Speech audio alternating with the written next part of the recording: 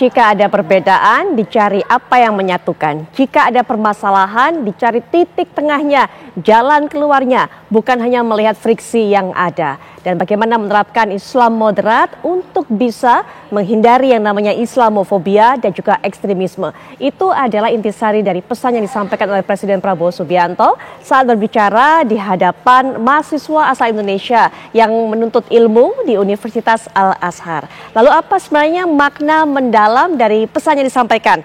Instruksi yang ingin dilakukan oleh Presiden Prabowo Subianto. Kita akan bahas bersama dengan para narasumber sudah hadir di studio dan juga ada yang terlibat dalam perbincangan ini melalui daring. Bersama saya di studio sudah hadir Guru Besar FIB UI dan juga Direktur Eksekutif Inisiatif Moderasi Indonesia atau Inmind Institute yaitu Profesor Yon Mahmudi. Assalamualaikum warahmatullahi wabarakatuh. Selamat malam Prof. Selamat malam. Baik, dan juga sudah hadir bersama kita nanti juga akan menyampaikan kajian-kajiannya mengenai hal ini selaku Wakil Ketua Umum Majelis Ulama Indonesia, Kiai Haji Marsudi Suhud. Assalamualaikum warahmatullahi wabarakatuh, Pak Yai. Selamat Baik. malam. Ya, dan juga sudah bergabung dengan kita secara daring akan memberikan pandangannya juga yaitu Menteri Agama Republik Indonesia 2014 sampai 2019 Bapak Lukman Hakim Saifuddin. Assalamualaikum warahmatullahi wabarakatuh. Selamat malam Pak Lukman.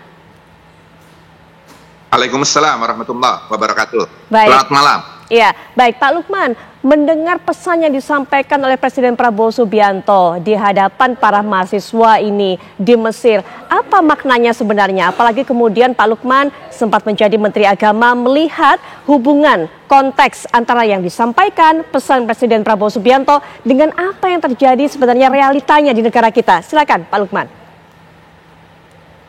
Ya, tentu maknanya sangat mendalam ya. Sangat memiliki makna yang besar karena bagaimanapun juga beragama proses untuk memahami dan mengamalkan ajaran agama apapun agamanya itu selalu akan mengalami dinamika yang tinggi karena pemahaman manusia itu terus berkembang dan ekosistem lingkungan strategis tempat di mana manusia itu sendiri tinggal itu juga senantiasa berubah. Oleh karenanya tafsir keagamaan, pemahaman seseorang atas ajaran agama yang dianutnya, dan dari pemahaman itulah yang lalu kemudian menjadi dasar baginya untuk mengamalkan ajaran agama, itu pun juga akan senantiasa berkembang, akan senantiasa berubah. Nah, karenanya perubahan sebesar, sekeras, setajam apapun, jangan sampai lalu kemudian menyebabkan adanya faham atau amalan keagamaan yang berlebih-lebihan dan melampaui batas yang lalu kemudian dikenal dengan istilah ekstrim. Itulah mengapa proses memoderasi cara kita beragama menjadi sesuatu yang akan senantiasa memiliki relevansi dan urgensi yang tinggi. Karena jangan sampai perubahan-perubahan yang ada itu lalu kemudian membuat umat beragama dalam memahami dan mengamalkan ajaran agamanya itu menjadi berlebih-lebihan dan melampaui batas, menjadi ekstrim. Maka perlu senantiasa dimoderasi. Maka kunjungan Bapak Presiden ke Mesir itu menjadi sesuatu yang sangat bermakna karena Mesir dan Indonesia itu memiliki sejarah panjang hubungan bilateral yang sangat panjang. Kita tahu Mesir adalah salah satu negara yang awal-awal memberikan dukungan atas kemerdekaan Indonesia. Di Mesir juga ada perguruan tinggi Al-Azhar yang usianya lebih dari 1000 tahun yang senantiasa mengembangkan faham dan amalan Islam yang moderat, yang wasatiyah begitu, yang tidak berlebih-lebihan, yang tidak ekstrim.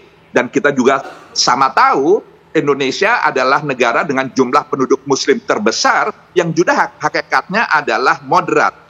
Maka hubungan dua negara ini memiliki kekhasannya dalam konteks Islam moderat karena memang keduanya memiliki kesamaan-kesamaan yang banyak begitu ya. Di tengah-tengah peradaban dunia yang sekarang mau tidak mau harus kita akui ada bagian-bagian tertentu yang harus diberikan perhatian lebih serius karena lalu kemudian muncul faham-faham atau amalan-amalan keagamaan yang ekstrim yang karenanya itu semua perlu dimoderasi.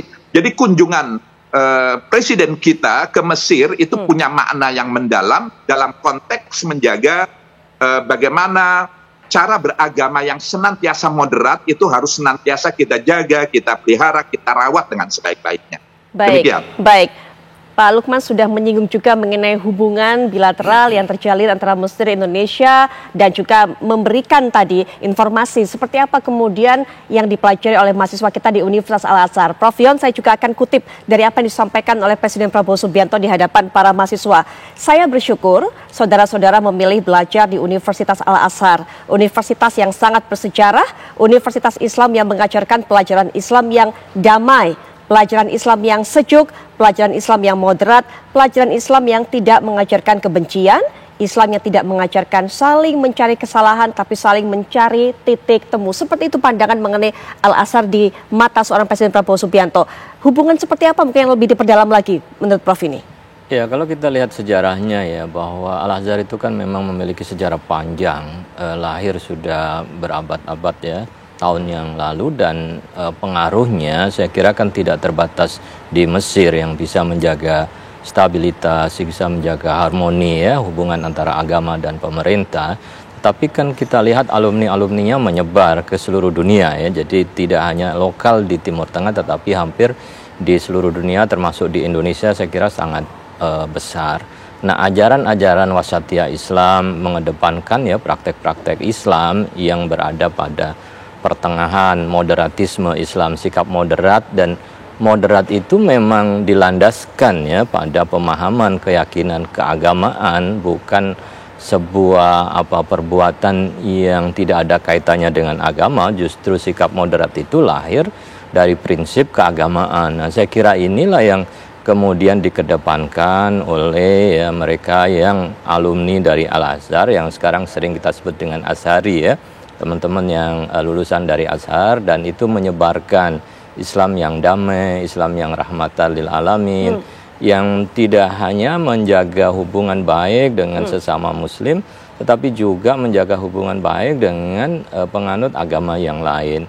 Dan ini saya kira sangat cocok ya dengan tradisi di Indonesia, dan hubungan itu kalau kita lihat ke belakang memang sudah sangat lama, karena di Indonesia termasuk ya negara yang ya salah satu ya mahasiswanya di awal-awal itu sudah ada, bahwa sejak kolonial pun kita sudah memiliki ya, mahasiswa Indonesia yang belajar di Al-Azhar. Jadi banyak tokoh-tokoh bangsa juga yang merupakan alumni Al-Azhar, sehingga sangat dekat memang hubungan, dan layak kalau beliau presiden kita menyebut hubungan yang memang sangat spesifik itu. Ya, menjalani ajaran Islam secara moderat. Pesan ini kan yang diharapkan oleh Presiden Prabowo Subianto bukan hanya didengarkan, dilaksanakan oleh mahasiswa yang mendengar langsung, Pak Yai, tapi juga untuk warga Indonesia yang juga tadi menyaksikan, kami sampaikan juga ceramah ataupun juga pidato dari Presiden Prabowo Subianto. Tapi untuk masyarakat kita, mungkin masyarakat awam juga masih berupaya mencerna apa sih kemudian menjalani Islam secara moderat ini. Detailnya mungkin Pak Yai, bagaimana melakukan dalam amal sehari-hari? Alhamdulillahirrabbilalamin, ya kita bersyukur dari Indonesia, wabil khusus dari NU sekarang ini minimal ada 6.000 mahasiswa yang ada di sana. Dan saya alhamdulillah hampir setiap tahun saya ke sana, dan alhamdulillah dari NU Muhammadiyah atau pondok-pondok pesantren di Indonesia itu menjalin hubungan muadalah. Hubungan ada kerjasama dengan pendidikan antara pesantren-pesantren di Indonesia dan Al-Azhar.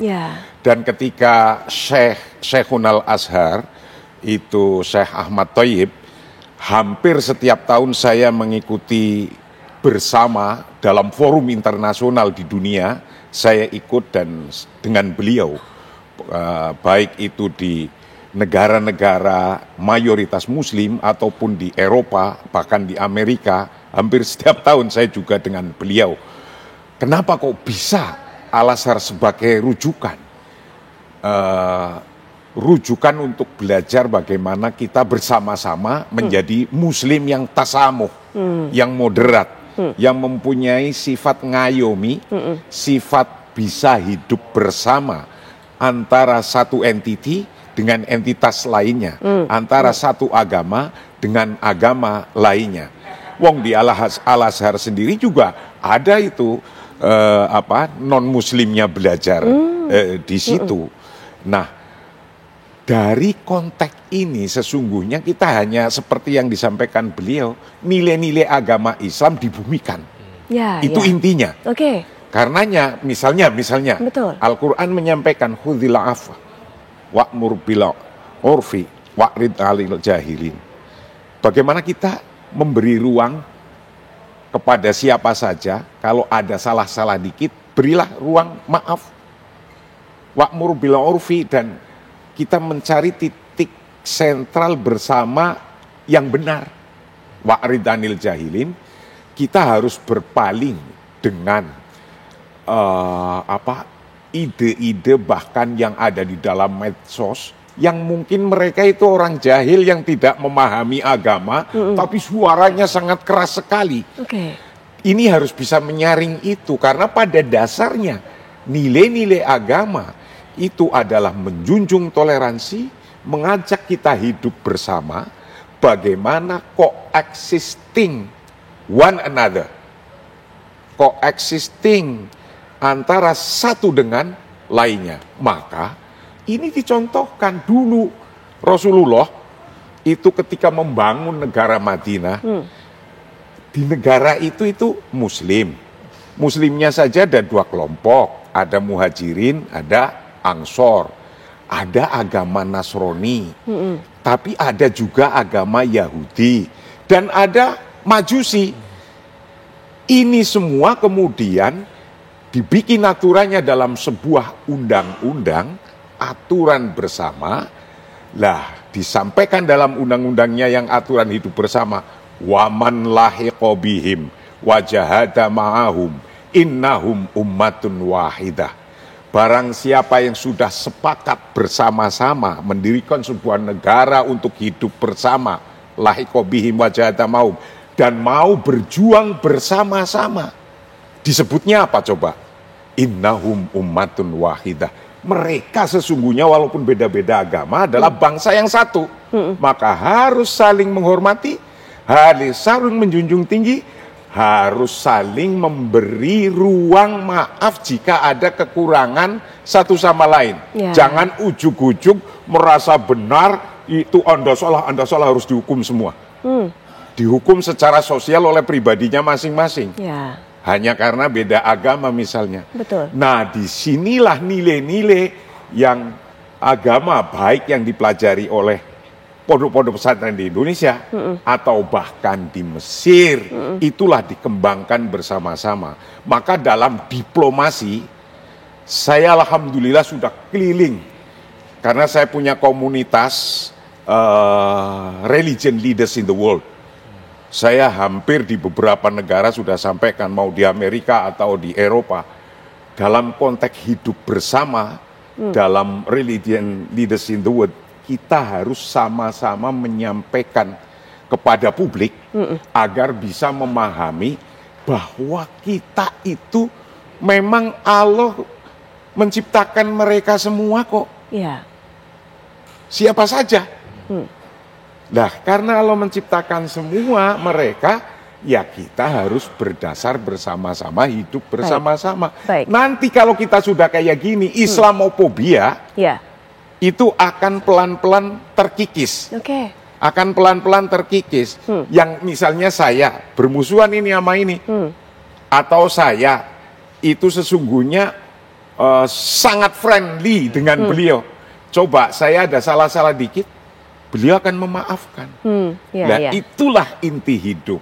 Maka lama-lama kalau sudah mulai memahami ajaran nilai-nilai Islam yang tadinya tidak seneng atau bahasa Jermannya geting banget, gitu, itu kita akan bisa menyatu. Maka banyak orang Barat yang akhirnya kemudian jatuh cinta dengan nilai-nilai agama Islam. Baik, Pak Yai, nanti kita lanjutkan kita memang harapkan dari apa yang disampaikan oleh Presiden Prabowo Subianto tidak hanya berhenti di forum itu saja, tapi kemudian pesan ini bisa diturunkan kepada masyarakat sampai tingkat terbawah, sampai tingkat terkecil, karena kita tahu dalam realitanya di kehidupan antara masyarakat, ada kemudian bukan hanya berkembang ajaran ekstrim, tapi ada juga karena perbedaan agama kemudian melarang dibangunnya tempat ibadah dari salah satu agama. Nah, itu yang kita harapkan nanti bisa menjadi ataupun juga bisa ada solusi. Kuncinya adalah kerukunan antar umat beragama. Kita akan bahas lebih lanjut setelah jeda berikut ini. Seperti yang sudah sempat saya singgung sebelum jeda tadi, ada paham ataupun juga ajaran ekstrim. Tapi kemudian bukan hanya itu saja, masalah-masalah kebersamaan ataupun juga kehidupan antar umat beragama di negara kita yang ada. Kalau kita lihat dalam lingkup yang lebih kecil, kehidupan sehari-hari, ada masalah-masalah juga terkait penolakan pembangunan rumah ibadah, penolakan melakukan ritual ataupun juga kegiatan ibadah dari salah satu penganut agama yang tidak disetujui oleh umat lainnya ataupun juga agama lainnya, pemeluk agama lainnya, karena memang itu termasuk minoritas. Kemudian juga masalah-masalah yang terkait dengan Islamofobia. Nah, ini yang kita harapkan Pak Lukman, pesan dari Presiden Prabowo Subianto kemudian sampai betul ke masyarakat, sampai kemudian ke lingkar terkecil, sehingga hal-hal seperti yang saya sampaikan tadi Pak Lukman, itu tidak lagi terjadi. Pemahaman masyarakat kita bisa berubah sesuai dengan keinginan Presiden Prabowo Subianto. Bagaimana kemudian untuk menurunkan ini dan juga menyampaikan ini kepada masyarakat sampai tingkat terbawah, Pak Lukman? Ya, tentu kita bersyukur dan kita mengapresiasi Presiden Prabowo terus mengingatkan kita tentang hal-hal yang mendasar tadi dalam kaitannya dengan konteks beragama. Dan menyangkut Islamofobia misalnya, fobia ini kan sebenarnya adalah rasa takut ya, rasa takut yang muncul terhadap Islam, tapi rasa takut itu sebenarnya tidak berdasar, rasa takut yang berlebih-lebihan, yang tidak berdasar, yang sebenarnya itu lahir karena kesalahpahaman. Ada dua faktor utama mengapa muncul Islamofobia. Pertama, karena ada orang sebagian kalangan yang salah paham dalam memahami dan mengamalkan ajaran agama. Bisa datang dari umat Islam itu sendiri yang tidak tepat memahami ajaran Islam, dan karena fahamnya tidak tepat, maka amalan keagamaan, amalan keberislamannya pun juga berlebih-lebihan dan melampaui batas yang ekstrim. Inilah yang lalu kemudian menimbulkan fobia, rasa takut yang berlebih-lebihan gitu. Yang kedua adalah ya karena orang salah paham atas ajaran Islam itu sendiri. Jadi kalau yang tadi yang pertama karena paham dan amalan umatnya, umat beragama yang tidak tepat, yang lalu kemudian menimbulkan rasa takut yang berlebih-lebihan. Yang kedua datang dari orang yang memiliki fobia itu sendiri karena salah paham juga dalam memahami ajaran agama. Nah, oleh karenanya cara kita mengatasi fobia seperti ini bisa terjadi terhadap Islam, terhadap Kristen, terhadap agama apapun, adalah bagaimana senantiasa ajaran agama yang universal, yang inti, yang pokok itu harus lebih dikedepankan. Yang saya maksud dengan ajaran inti dari ajaran agama itu misalnya nilai-nilai kemanusiaan, misalnya penegakan keadilan. Itu semua kita akan sepakat, tidak ada perbedaan faham terkait dengan ajaran-ajaran inti dari setiap agama. Membangun kemaslahatan, kemaslahatan itu adalah kebaikan yang mengandung manfaat, yang manfaatnya bisa dirasakan oleh banyak orang. Itu pesan kuat setiap agama. Memanusiakan manusia, menghormati yang tua, melindungi yang muda, jangan mencuri, jangan berbohong, jangan menipu, jangan saling membunuh.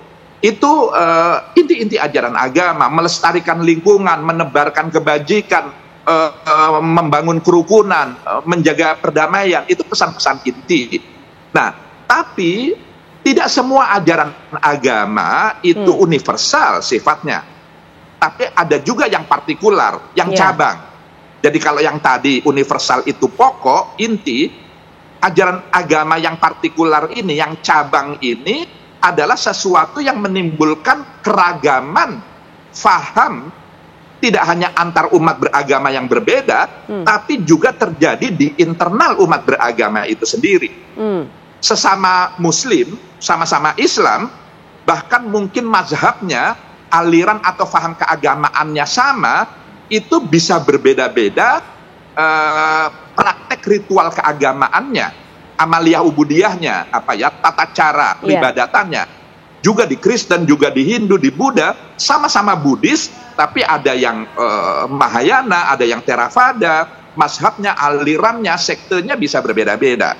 Nah, perbedaan-perbedaan ini kalau tidak disikapi dengan penuh kearifan, apalagi kalau ada keinginan untuk menyeragamkan, karena perbedaan ini sebenarnya kehendak Tuhan juga, ini sesuatu yang niscaya, yang given, yang sunatullah. Tapi kalau kita ingin memaksakan menyeragamkan keragaman di wilayah cabang ini, apalagi cara kita menyeragamkan itu dengan paksaan, apalagi paksaan itu dengan menggunakan kekerasan misalnya, maka ajaran-ajaran agama yang inti, yang pokok, yang universal itu justru akan disimpangi, akan diingkari.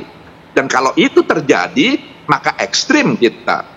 Berlebih-lebihan kita, melampaui batas kita.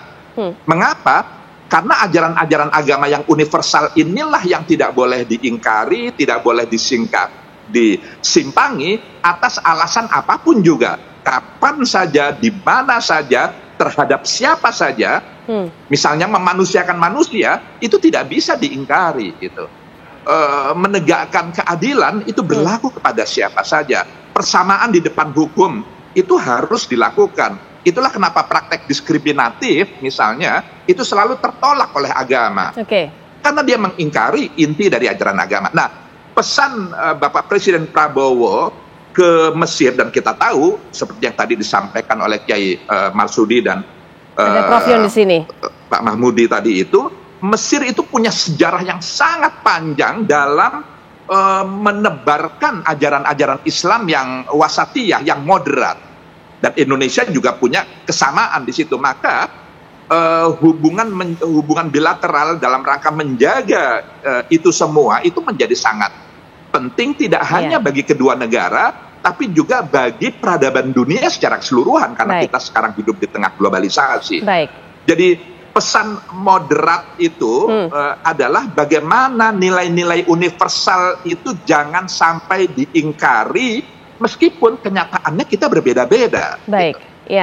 Itu pesan-pesan penting. Baik Pak Lukman. Nah Pak Yai, saya betul-betul menekankan bagaimana pesan ini Pak Yai itu betul-betul sampai ke berbagai golongan, termasuk mungkin juga golongan anak muda, karena pesan sebaik apapun hanyalah sekedar pesan. Jika kemudian tidak disampaikan dengan baik, bagaimana kemudian bisa diketahui oleh masyarakat, kemudian bisa dilakukan itu. Nah PR-nya kan banyak, bukan hanya kepada masyarakat mungkin di berbagai daerah, berbagai kelas, berbagai pendidikan, tapi juga di kalangan muda Pak Yai. Ya, itu saya gembira sekali pada konteks Presiden Republik Indonesia Prabowo Subianto mengingatkan dan menyampaikan ini dari Mesir.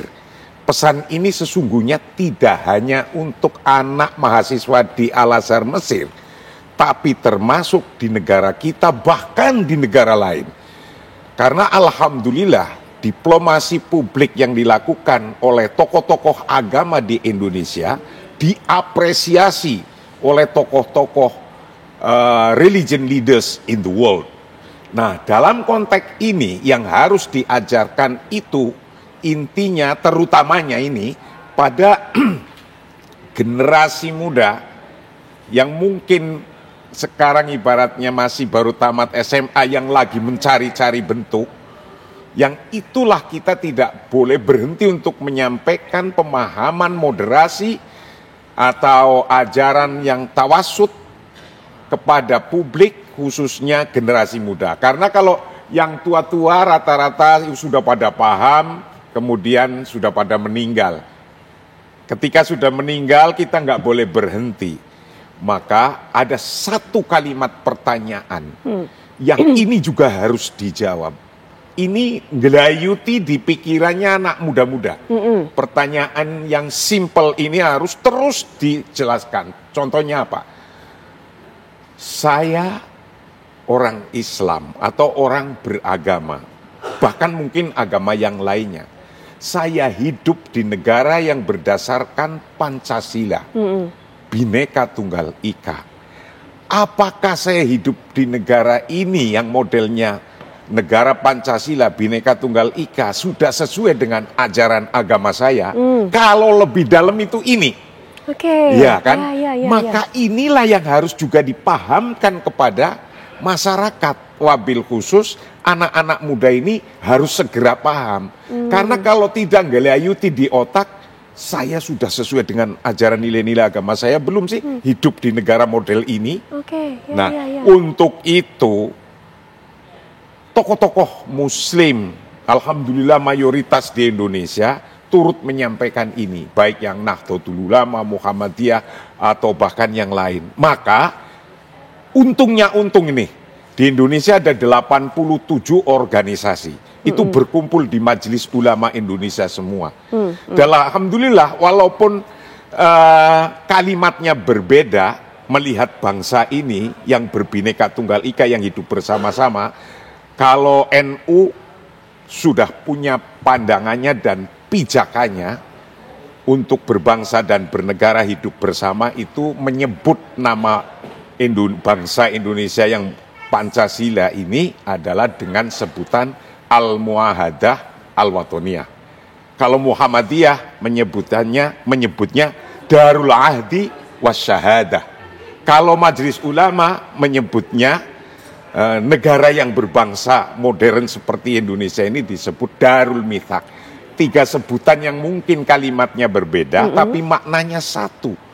Kita coexisting. Kita menghargai satu sama lain, betapapun berbeda-beda agamanya, latar belakangnya, culture-nya, budayanya, bahkan mungkin bahasanya yang berbeda-beda. Tapi ingat bahwa kita walaupun beda-beda adalah sebutannya ummatun wahidah, bangsa yang satu. Maka harus siapa saja harus membela, menyatukan agar bangsa ini kuat untuk membangun. Saya apresiasi kepada Presiden Prabowo yang terus menyuarakan ini. Karena kalau ini tidak terjaga, betapa mudahnya negara di beberapa negara di Timur Tengah hanya masalah politik sedikit yang terakhir Sudan. Betul. Bisa pecah begitu. Betul. Ya. Misalnya Yaman, hanya perbedaan begitu. Yang ngaku presiden di Yaman sudah 7. Yang sudah 1 tahun bahkan 2 tahun lalu bergerak terus, yaitu Syria. Sekarang terjadi demikian. Maka ketika kita sudah mempunyai sifat moderat, sifat yang memang kita menghargai satu sama lain, jika ada salah-salah ya kita berikan maaf. Itulah yang disebut tasamuh, moderasi. Lah at-tasamuh huwa taufiru masahah. Bagaimana tasawuf itu memberikan ruang untuk hidup sehari-hari. Baik, ya. Gitu. Prof, ini menarik dari apa yang disampaikan oleh Pak Yai. Jangan-jangan tantangannya sekarang adalah para kaum muda karena semakin kritis, semakin banyak apa yang dibaca, jadinya mengkontraskan kecenderungannya antara ajaran agama, terutama ajaran agama Islam tadi, karena kita konteksnya bicara soal ini, dengan kemudian dasar negara kita cocok nggak ya dan sebagainya. Jangan-jangan seperti itu, Prof. Bagaimana ini challenge ini diselesaikan? Ya, persoalan anak muda itu kan sedang mencari identitas, mencari apa yang cocok buat mereka, kemudian mencari di mana saja. Kalau tidak ada figur yang diikuti, semua sumber ada di medsos, di internet dan lain sebagainya, dan tidak bisa memilih dan memilah ya mana yang cocok, tentu itu akan menjadi masalah. Maka kemudian tadi bahwa apa yang disampaikan oleh Pak Prabowo itu kan punya 2 level ya, level domestik buat Indonesia dan juga tentu internasional ya, karena beliau juga menolak dan mengatakan perlu untuk melawan ekstremisme dan juga Islamofobia. Nah, anak-anak muda itu ya makanya kan perlu ada literasi ya berkaitan tadi bagaimana sih hidup ya di sebuah negara yang majemuk ya sebagai seorang Muslim, seorang Kristiani atau yang lain ketika kemudian menjalankan agama sudah sesuai dengan prinsip-prinsip agama yang dianut, sehingga itu kan menimbulkan ketenangan. Tidak bertanya-tanya lagi begitu, dan itu harus diselesaikan. Bahkan kalau perlu di level dasar itu sudah ada di sekolah, di sekolah dasar, menengah itu harus sudah selesai. Jangan sampai timbul ketika di kampus baru kemudian mereka mencari-cari lagi. Nah, ini saya kira persoalan mendasar, dan itu ruang untuk moderasi itu kan menjaga sikap untuk bisa bersikap di pertengahan itu kan dalam perbedaan yang ada itu kan membutuhkan sebuah dialog ya. Jadi selama tidak ada dialog satu sama lain itu kan monolog saja ya. Monolog di agama yang satu monolog di sini, tidak ada dialog, maka itu juga bisa menciptakan sikap eksklusif. Nah, kalau sudah dialog, kemudian ada intermediasi, ya, saling bertemu, ada forumnya, bahkan kemudian saling memahami, bekerja sama, maka kan diharapkan sikap-sikap itu tumbuh. Maka tentu ya negara juga bertanggung jawab untuk menyiapkan itu ya. Saya kira para ulama, para kiai kan sudah bekerja keras di lapangan, dan itu juga harus difasilitasi oleh negara, karena yang disampaikan oleh Pak Prabowo itu kan atas nama negara betul. Maka ya tentu organ-organ negara itu harus bergerak gitu ya. Kalau hanya mengandalkan dari kerja civil society tentu juga tidak optimal kalau tidak diimbangi oleh fasilitasi yang dilakukan oleh negara. Karena biar bagaimanapun tadi ini bagian dari diplomasi publik ya, mengangkat Indonesia. Domestik kita bagus, dunia internasional kemudian dipandang. Tapi kan tidak cukup, modal yang bagus ini harus disebarkan dan negara harus memfasilitasi di dunia internasional begitu. Beliau sudah melalang buana saya kira mewakili. Tapi kan bagaimana peran negara itu menyediakan spot-spot mungkin di Eropa, masjid-masjid Indonesia itu difasilitasi, di Amerika, di Asia, yang itu mencirikan keislaman Indonesia yang moderat, dan itu saya kira harus bagian bagian integral ya, terintegrasi dengan diplomasi kita, terutama juga yang dijalankan oleh Kementerian Luar Negeri atau juga diplomasi budaya ya, yang sekarang ada kementeriannya khusus budaya, itu bersinergis dengan civil society yang memang kerjanya memberikan literasi. Kalau tidak didukung oleh negara, saya kira akan berat ya. Maka ucapan dan himbauan dari Presiden saya kira ini menjadi momentum ya, penting untuk kemudian mendukung gerakan moderasi, tidak hanya beragama saya kira ya. Moderasi beragama, bermasyarakat, berbangsa, dan bernegara, itu kan sikap-sikap itu harus selalu diajarkan kepada generasi muda kita. Baik, butuh peran negara saya yakin juga sudah dijalankan, tapi sebenarnya tentu mungkin masih ada celah-celah sehingga belum optimal. Sejauh mana sebenarnya, sudah berapa persen sih masalah-masalah seperti ini, memberikan literasi, membuka forum dialog sudah dijalankan, dan apa yang kurang sebenarnya, Prof? Ya, di masyarakat kan timbul ya friksi-friksi kecil ya. Kalau masalah itu tidak segera kemudian diselesaikan dengan cara dialog, mediasi, dan semua fokus ya dengan keyakinannya sendiri yang paling benar, maka itu kan bisa menimbulkan masalah.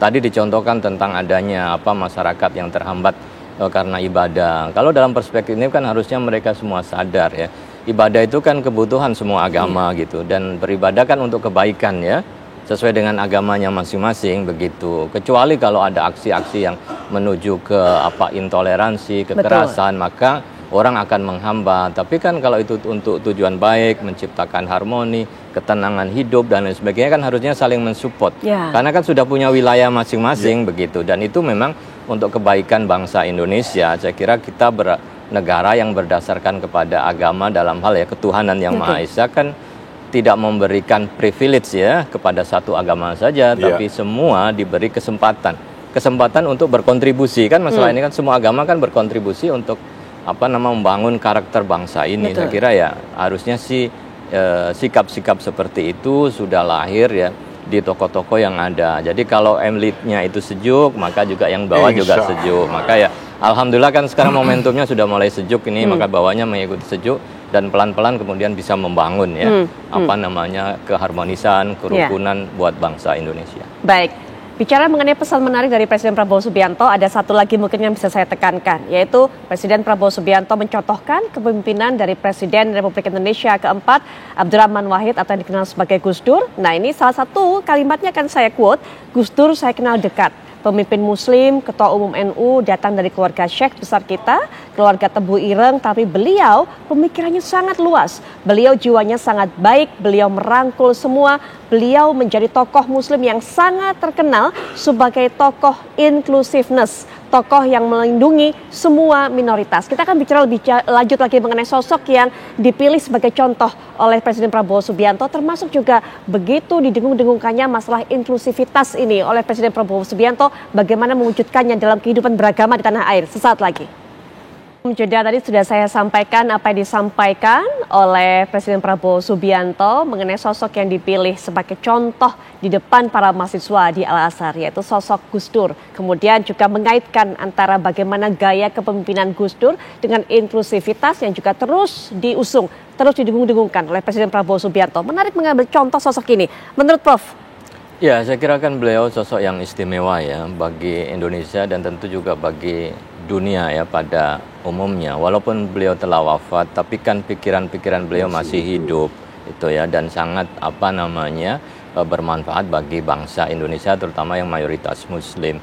Dan pikiran beliau kemudian memberikan proteksi, penghargaan kepada minoritas, itu kan sangat relevan ya. Dan ya tradisi beliau kan dari Jombang ya. Saya sendiri kan, saya juga dari Jombang ya. Itu kan sebuah tradisi yang kombinasi antara hijau dan abang ya, yang harmonis antara yang merah dan yang hijau, itu menjadi sebuah kesatuan. Dan tradisi kami di Jombang itu kan sudah terbiasa ya, antara sebagai kota santri atau kota toleransi yang memang menunjukkan pentingnya harmonisasi ya di dalam hidup. Nah, pikiran-pikiran yang berkembang dari beliau, pengalaman beliau dari pesantren, kemudian belajar di luar negeri, berinteraksi secara luas ya, lintas agama, pemikiran, itu kan kemudian yang mengantarkan, mewariskan ya kepada kami bangsa Indonesia itu sebuah pemikiran yang maju ke depan gitu ya, bahwa tentu sebagai kelompok mayoritas tidak bisa semena-mena, tapi kan harus menjaga minoritas ya, agar dengan mayoritas Muslim mereka tenang ya, mereka kemudian damai ya, dia merasa senang dengan mungkin agama yang dimiliki masing-masing ya, tanpa ada upaya-upaya bagi kita untuk menunjukkan ya kebesaran umat Islam, karena kan mereka sendiri akan melihat bagaimana sikap, bagaimana pemikiran yang diberikan kepada kelompok-kelompok lain kalau kemudian kita terbuka, kita toleran dan juga menghormati satu sama lain. Saya kira ya luar biasa, saya kira sosok yang lahir dari Indonesia. Dan memang sayang kalau beliau memang wafat terlebih dahulu, tapi saya yakin bahwa pikiran-pikiran itu terus ya berjalan dan terus dikembangkan dan memberikan manfaat yang besar ya bagi Indonesia, dunia Islam, dan tentu juga secara global, karena itu kan salah satu solusi ya yang beliau sampaikan dalam menghadapi hubungan ya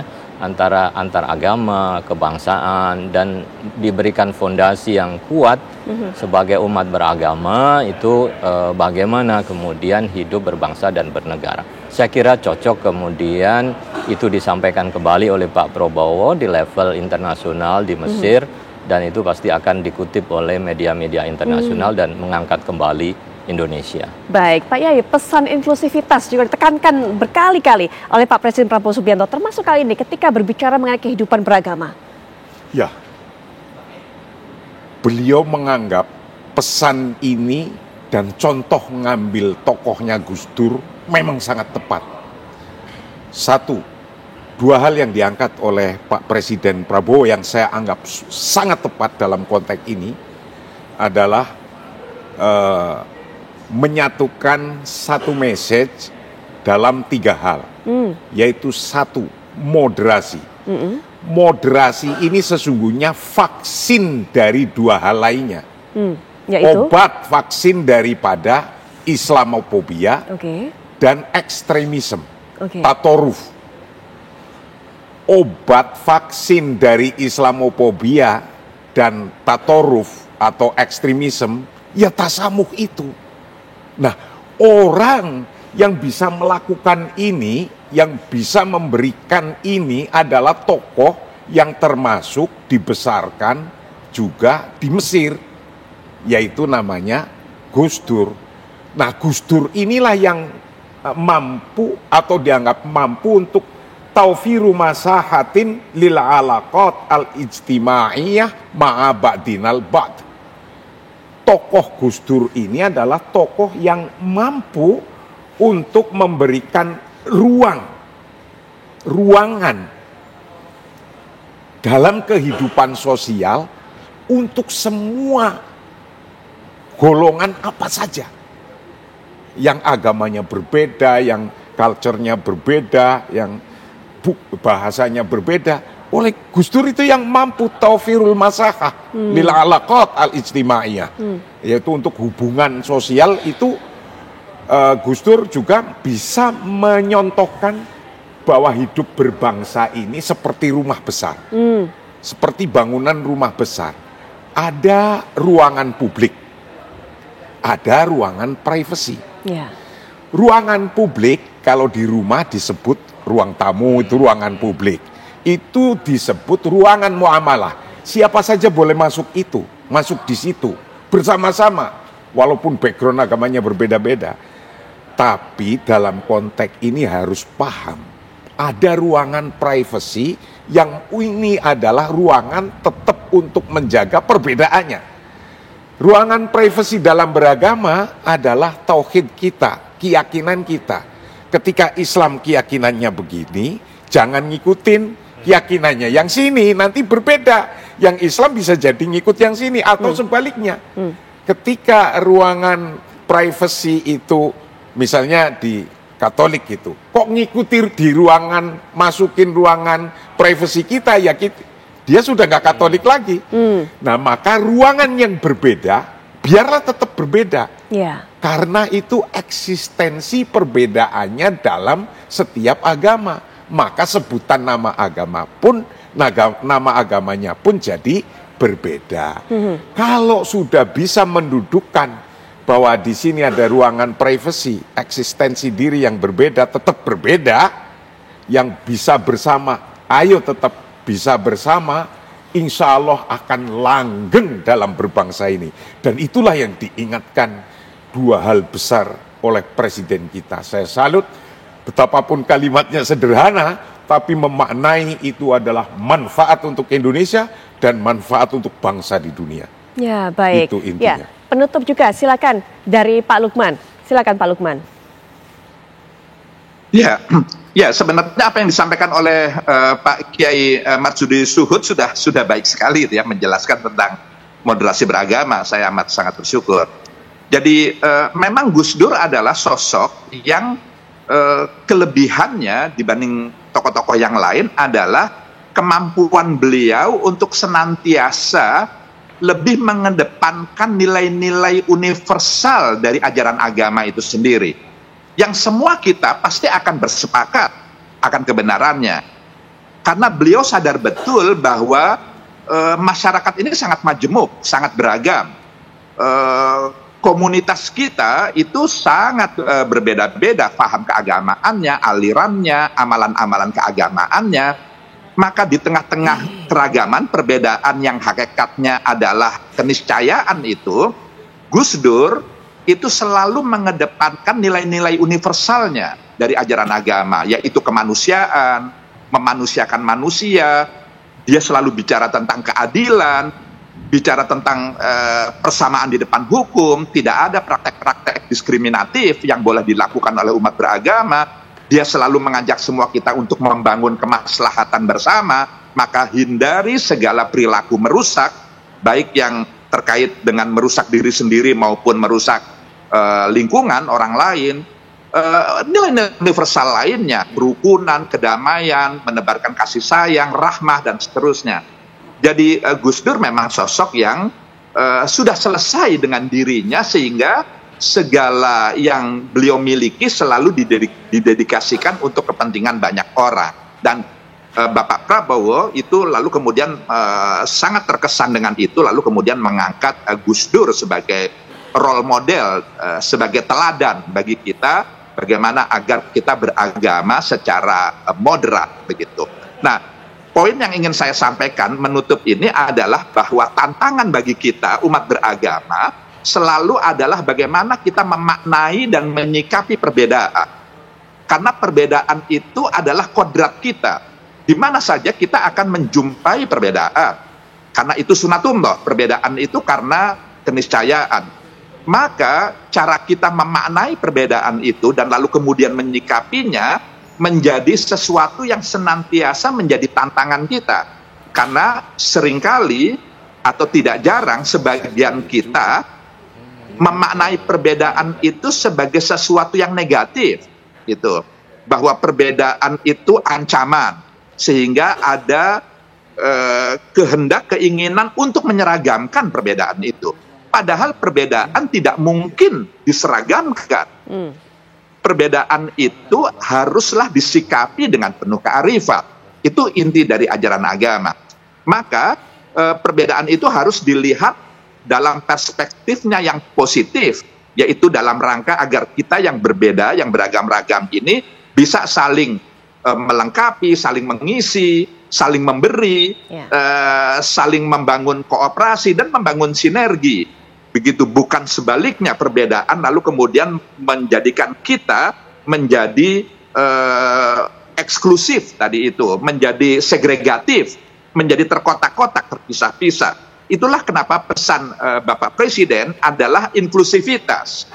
Justru karena kita beragam-ragam, justru karena kita berbeda-beda, maka perbedaan itu justru haruslah menjadi faktor yang mampu menjalin, merangkai, merajut perbedaan-perbedaan kita dengan segala warna dan karakteristiknya, tapi keragaman itu lalu kemudian tidak tercerai-berai, tidak sendiri-sendiri, tidak segregatif, tidak lalu kemudian menimbulkan eksklusivitas, tapi justru inklusif, karena lalu kemudian antara yang berbeda itu saling berinteraksi, saling berkomunikasi, saling bersinergi, sehingga lalu kemudian perbedaan justru malah melahirkan hal-hal positif. Dia merupakan anugerah yang Tuhan berikan kepada kita semua.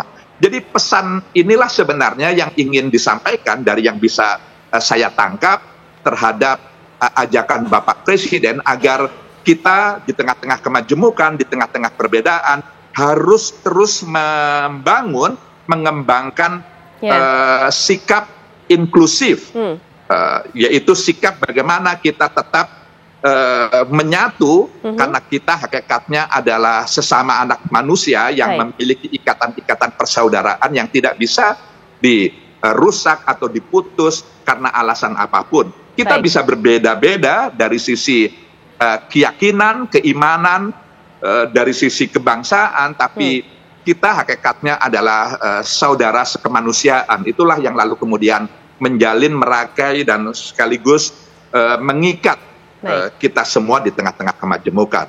Itu pesan inklusivitas yang Presiden kita sampaikan. Baik, Pak Luman Hakim, terima kasih. Ya, Pak Luman Hakim, terima kasih sudah berkenan untuk meluangkan waktunya terlibat dalam perbincangan kami dan juga memberikan pesan-pesan juga kepada masyarakat. Pak Yaya juga terima kasih sudah memaknai apa yang ingin disampaikan sebenarnya oleh Presiden Prabowo Subianto, dan Prof juga terima kasih sudah memberikan pandangan-pandangan, termasuk juga membuat kita mengenang apa kebesaran dari Gus Dur, apa yang juga kita bisa teladani dari sosok beliau. Sekali lagi terima kasih untuk para narasumber.